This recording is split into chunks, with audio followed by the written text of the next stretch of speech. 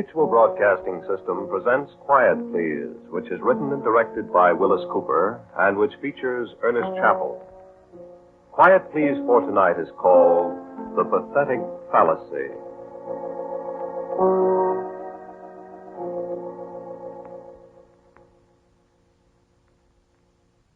I had very little to do with it, really.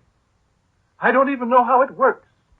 No, I'll take that back. I do know how it works in general, but the details, nobody but the old gentleman knows them. And I sometimes wonder if he does, really. You see, after all, it's merely a differential integrator. Everybody knows what a differential integrator is, of course, but this one is the most complicated and versatile one that's ever been built. What you see here is only the outer shell of the thing. You see, all the walls of this room are covered with banks of jacks and relays and these electronic glow tubes. And up there are sequence analyzers with multiple dyne wave selectors. These are the precepts all along here, and the master control is at the desk there in the center. Now, but that's not all. Not by a long shot. The actual machine is behind those walls. 3 rooms full of tubes and motors and stroboscopes and several thousand miles of wiring and some devices that are not public property yet. The machine took 6 years to build, and a total of 81 expert technicians were employed continuously during that time. So you can understand that any one man knows very little of the actual construction of this giant mechanical brain. Well, that's just what it is. A mechanical, electronic brain capable of performing mathematical tasks far beyond the comprehension of the human brain. Now, are there any questions before we proceed? Yes, I've got a question, Mr. Quinn. Does this machine really think? No, Mr. Burns, Sandy Burns, the Daily News. Well, Mr. Burns, you may tell the readers of the Daily News that the machine does not think. It is a purely mechanical device, although a most complicated one. But you call it a brain. I was merely indulging in the pathetic fallacy, Mr. Burns. Oh. All right. What is the pathetic fallacy, Mr. Quinn? It's a philosophical concept of John Ruskin, Miss, Alice King. A philosophical concept, Miss Alice King, which derives from the imputation of human qualities or emotions to an inanimate thing. A figure of speech, let us say. I don't get it. It is quite common in literature, Miss King. A poet speaks of the angry sea, the cruel wind, and so on. Oh, I get it. Do you get it, Sandy? Yeah. I guess so. Good. Are there any other questions? Oh, go ahead. Unless somebody else has a question. I have. What's the machine good for? That is not as easy to answer as you might think, Miss Alice King. I think that if I point out that it is capable of solving the most abstruse mathematical equation in an amazingly short time, you may have an idea of its value to science and industry. How fast? What? How fast does it work? Well, here is an example in this folder. This solution covers 36 pages. The machine produced this solution in, let me look, 16 minutes. That is pretty fast. Exceptionally fast, when one considers that without the machine, it would take 20 expert mathematicians working together for something like 10 years to arrive at the same solution. So, you see? Oh. Well, I've got one more question, Mr. Quinn, if you don't mind. Go right ahead. How do you know this answer's right? What? Why, of course it's right. Sure, but how do you know? Why, that question has never come up before. Yes, but if this machine is such a dinger as you say it is, oughtn't you to be sure that it adds things up right? Oh, it does. Oh, it does, I assure you. This answer to the problem you've got there. How do you know it's right until 20 mathematicians work 10 years to do it over again? Well, that's ridiculous. It isn't ridiculous. I'll tell you what's ridiculous to me, Mr. Quinn. Just the same as it is to Ellis. I think it's absurd for a bunch of great, big, high-powered scientists building a gadget like this and then taking its word for everything without question. I'm afraid you haven't the proper scientific approach, Mr. Burns. Oh, that's right, I haven't. But listen here. Suppose you've got a great big scientific formula, or whatever you call it, and let's say a big bridge or something depends on some kind of calculation that takes 20 minutes to do. Yes? Well, what if the machine made an error of just one number? Wouldn't that error be multiplied 1,000,000 times in the whole... You see, Mr. Burns, I said you didn't have the scientific approach. We took that very fact into consideration, and the operation of the machine has been checked at every stage. How? By starting with the simplest possible mathematical problems. Now, if you just move a little closer, I'll demonstrate. We will progress from a simple 2 plus 2 on through the multiplication of 7 or 8-digit numbers, through raising a number to a 3-digit power, through algebra. Go on, let's see. Very well. 2 plus 2 is our first problem, which will be solved electronically in 1/1,000,000th of a second.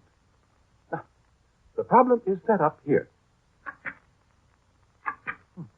And when I flip this button, the result appears on the transparent screen up there. Now watch. 2 plus 2. 2 plus 2 are 4. You see? You turn around and look at the screen, Mr. Quinn. What? Says 5 up there. What? Well, I pushed the wrong buttons, of course. Let me push them. Very well. Here. Sure they're the right ones. No alibi. Miss King, you can read, can't you? Fluently, Mr. Quinn. These buttons? Let me see, Alice. Look. Right? 2 and 2. Right. Now, this button. Okay. Good heavens. You see? 19,412. Here. Let me try. Go ahead. 2 and 2. 17. Why, this is incredible. I don't understand. Huh. I'd sure hate to have that thing figure out my income tax for me. I'm sorry. Something has gone very wrong. There's probably a short circuit in the cucambulators or You know what I think, Mr. Quinn? What? I think that pathetic fallacy of yours is a fake. I think the machine heard what you said and it's mad at you. Come on, Sandy. We got a story.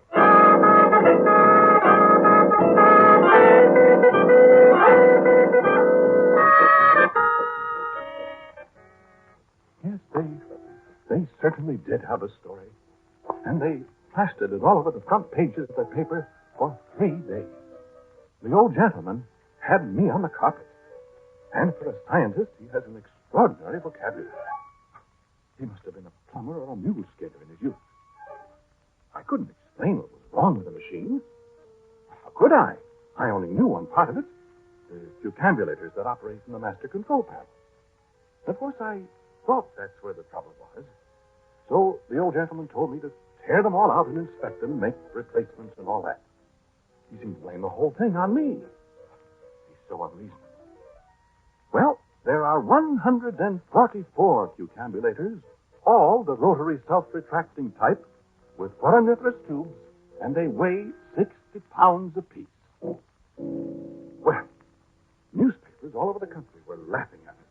They had funny jokes about the machine on 6 radio programs in one night. And we had to do something quick. If I'd only not made that statement about the pathetic fallacy. The way that girl took that up and made me look like a first-class fool. I could have choked her. So I started to work. They shut down the lab. But people kept storming at the gates to see the machine that got mad at people. And there I am, up to here in grease and wires and electronic gadgets. And I've been over every single one of the 144 cucambulators, and there's not a thing wrong with one of them. Not one single thing. But the machine won't work. Well, it just sits there. I've got just one more thing to do before I give up. And, of course, when I give up, I'm through. Well, the old man made that amply clear. I'll be out of a job that fast and try and get another. I'll have to change my name and go somewhere and find a job as a dishwasher or a sailor or something. And I've spent 27 years in this profession. All of it thrown out the window because of a stubborn collection of wheels and tubes and wires and relays and whatever else there is. I hope you're happy about that, machine. What's that? What's the future? Is that thing starting up by itself? What goes on here? Those tubes lighted up. Now what? Why, that's the strangest thing I've ever heard of. Who's that? Quinn. Who is that? Who's calling me? Hello? Hello, who's calling me? I must be hearing it. I'm losing my mind. Quinn. Who's calling me? Quinn. 2 plus 2, 4. What? 2 plus 2, 4. Who is that, I say? 4, 4, 4, 4. Why, it's the machine. It's talking back to me.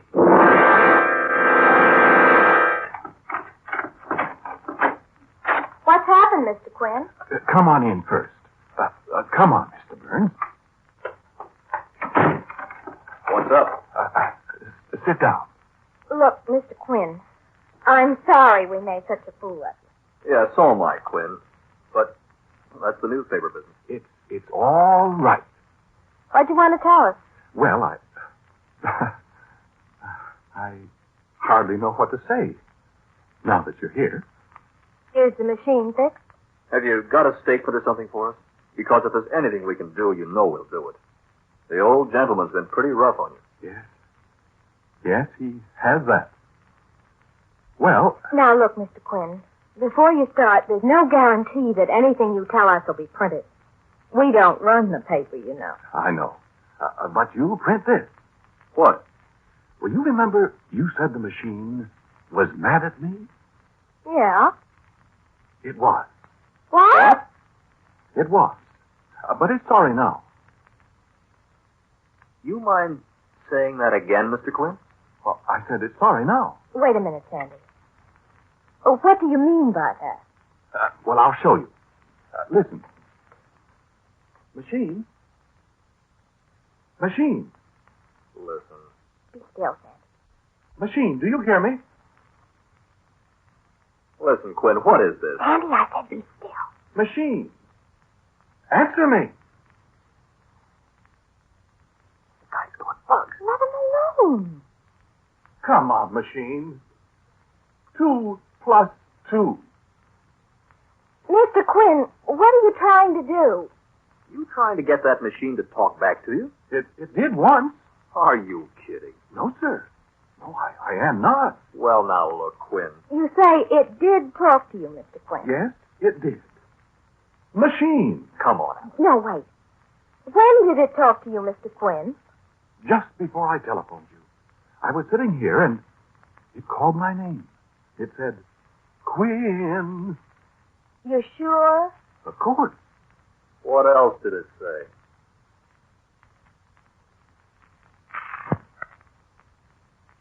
It said something about 2 plus 2 are 4. Now, you remember that was what it made the mistake about the other day.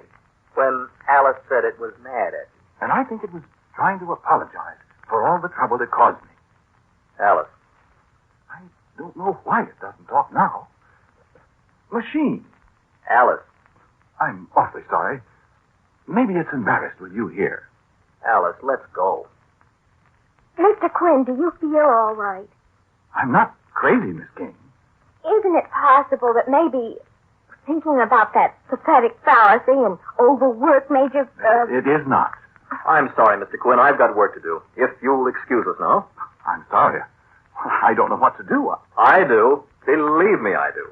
Sandy, Are you kidding, Alice? you're not going to write another story about Mr. Quinn. Think I'm not?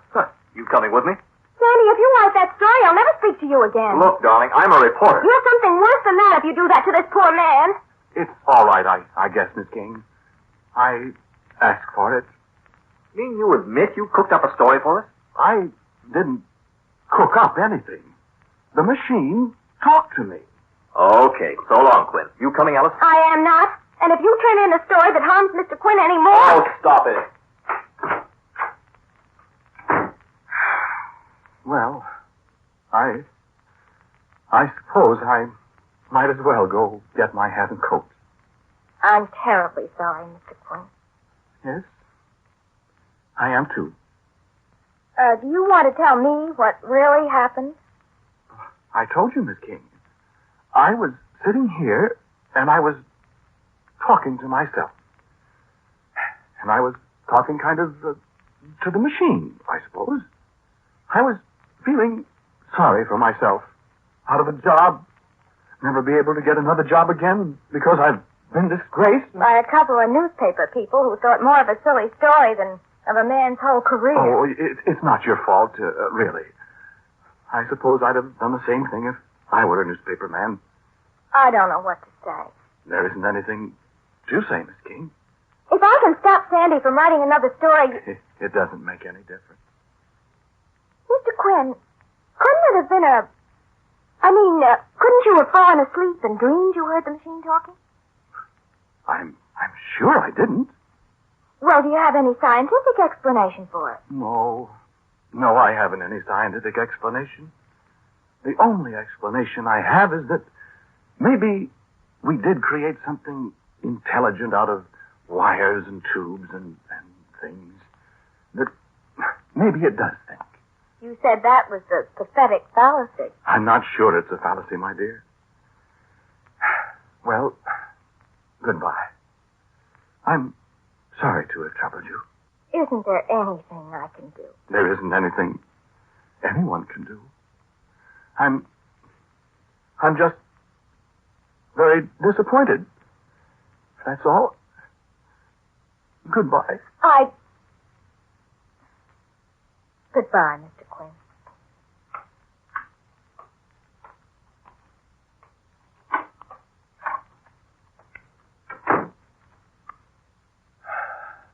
Well, I guess that's that.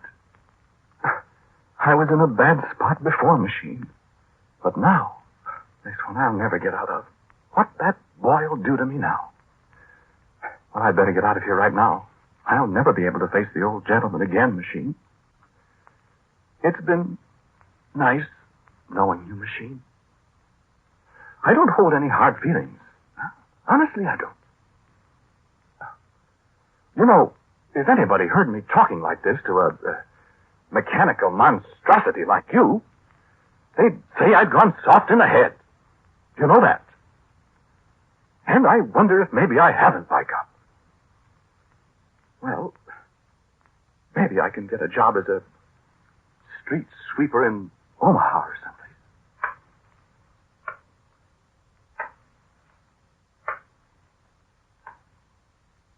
You have a good time. All by yourself, machine. Will you? Quinn! I'm afraid it's too late now. Quinn! You saying goodbye, machine? 2 plus 2, 4. Quinn. I'm not at all sure that it is, machine. I'm not sure of anything anymore. Why didn't you say something while those people were here? A plus B exponent M over N. 5342876.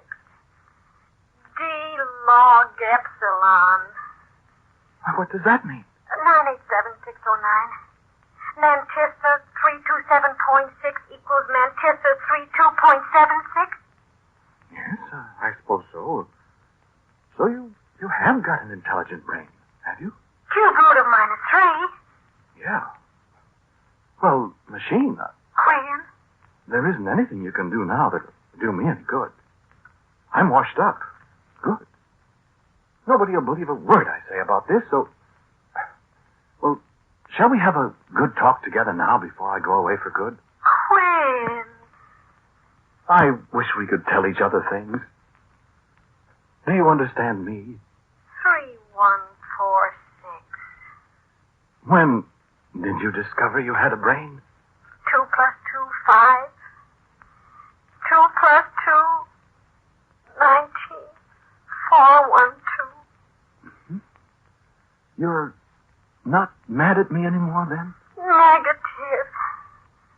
9, 7, 6, 3, 5, 4, 2, 9. Who is that talking, Mr. Quinn? Why, Miss King. I thought you'd gone. Who was that? Was I talking? Yes, you were talking, and somebody else was talking, too. Who was it? Oh, Miss King, I'm afraid you wouldn't believe me if I told you. It sounded like a woman's voice. Did it? Was it the machine? Was it? You, machine. Was that you talking? Come on, say something, machine. I'm afraid you must be mistaken, Miss King. Well, I'm going to find out. Here, Mr. Quinn. Put your arms around me. What? That's right. Now, you poor darling. Alice loves her, Mr. Quinn. Poor Mr. Quinn. But everything's going to be all right, isn't it? Miss King. Alice. That's you, dope. Quinn's going to go away with Alice and never come back to the nasty old machine, isn't he? Isn't he? What? Why, good heavens. Say yes. What? Yes. Quinn! Caught you! Okay, Mr. Quinn. What? What are you going to do? Look, machine. Look, sister, you're caught. You might as well give up. Might as well speak up. Now, look. Miss King. Hold it, Quinn. Look, machine. You're in love with Quinn, aren't you? Answer me.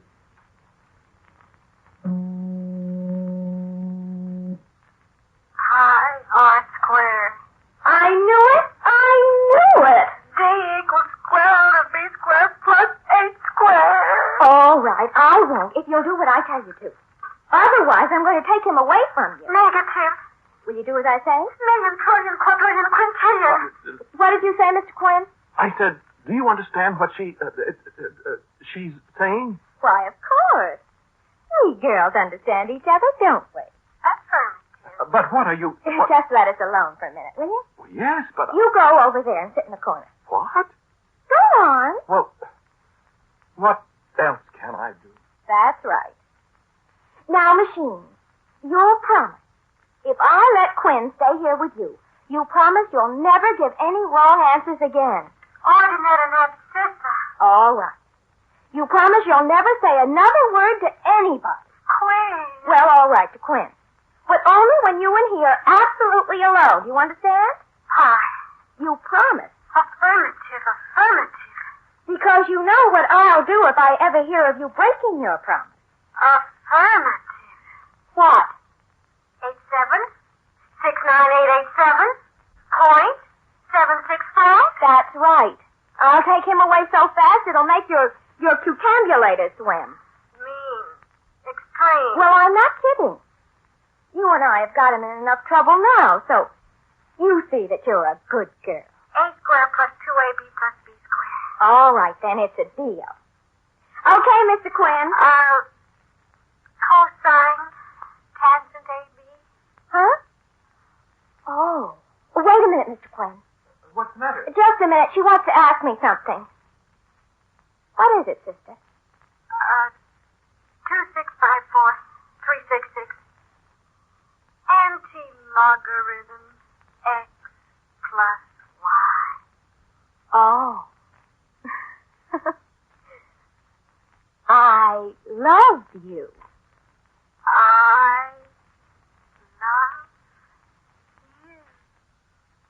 right. I love you. Oh, 3937. You're welcome, sister. Now, don't forget. Okay, Mr. Quinn. What? Come here. What? Everything's going to be all right, Mr. Quinn. The story in the paper tomorrow is about how you single-handed fixed the machine, and it's never going to make any mistakes again. But how did... I've got to go now, Mr. Quinn. The machine's got something to say to you, and maybe she'd be embarrassed if I'm here. But wait. I don't understand. Goodbye. And don't monkey around with that pathetic fallacy anymore, Mr. Quinn. I might not be around to give you a hand. Well, but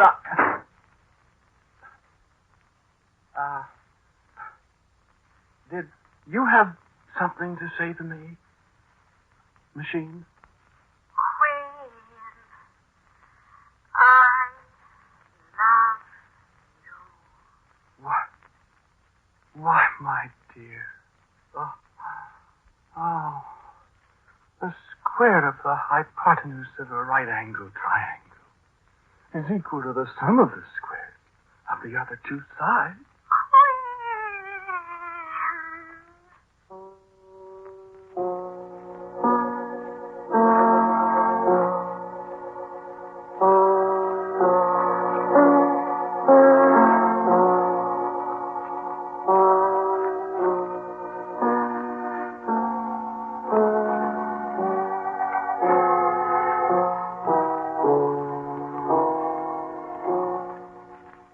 You have listened to Quiet Please, which is written and directed by Willis Cooper.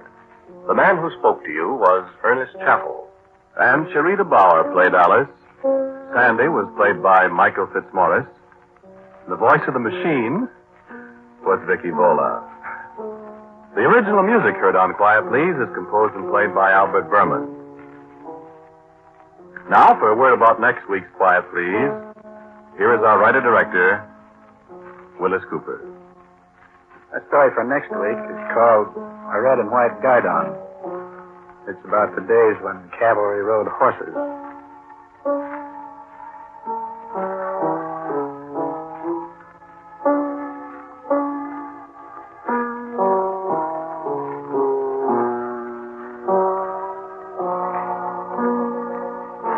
Ladies and gentlemen, in answer to many requests as to the Quiet Please theme, it's a movement from the D minor symphony of César Franck. And so until next week at this time, I am quietly yours, Ernest Chappell.